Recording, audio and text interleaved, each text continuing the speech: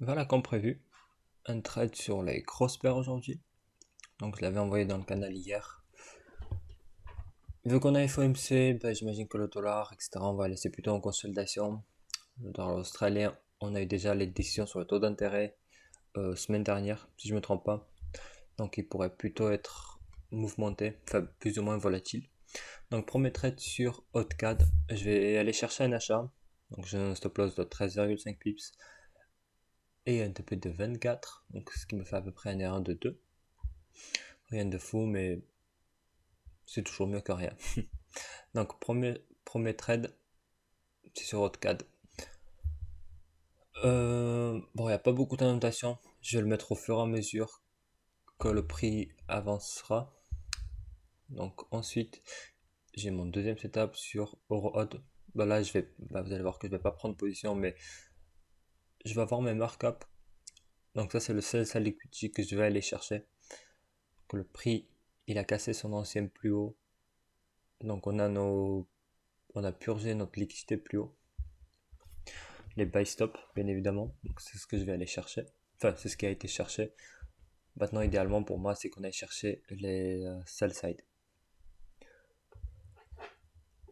Donc, euro-odd, ce jeudi, on a notre décision sur le taux d'intérêt sur l'euro, donc il pourrait être un peu moins euh, volatile jusqu'à jeudi.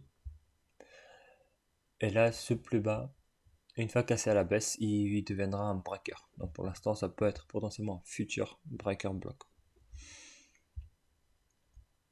Ok.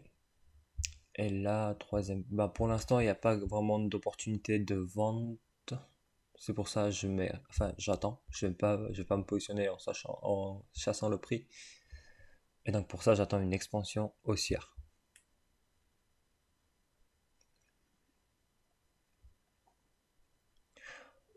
Ok. Et donc là, on va voir notre troisième paire qui va être Oden ZD. Bon, franchement, pas la meilleure paire. Il peut être quand même aussi short terme, mais c'est pas du tout ce qu'il y a de mieux à prendre. En fait, j'ai compris après une fois que j'aurai analysé un peu tout, mais Oden ZD, oui, on pourrait potentiellement avoir un trade, mais idéalement, c'est de ne pas prendre ce genre de trade. De toute façon, vous allez voir que le prix ne m'a même pas déclenché, donc tant mieux. Maintenant, je fais une pause parce que bon, le prix pourrait être un peu lent. Et voilà, prochain screen. HotCAD, le prix a retracé dans mon OB. C'est la ligne que j'ai tracée en bas. Hop, mais là, on va voir les annotations du coup. Donc ça, c'est mon breaker block. Et en bas, j'ai mon OB. De mon point d'entrée jusqu'au plus bas, il y a eu 5,5 pips. Donc j'ai eu 5,5 pips de drawdown. Ce qui est pas grand chose. Et donc le prix a de suite rejeté a été haussier. Donc maintenant sur EuroHodd, le prix a été baissier. Donc on a eu une toute petite expansion à la hausse. Il me manquait 1,6 pips jusqu'à mon OB. Et donc on est presque venu chercher le sell side liquidity ici. Et au DNZD, voilà pourquoi. Il n'y a pas vraiment grand chose à faire, c'est parce que il pourra peut-être consolider.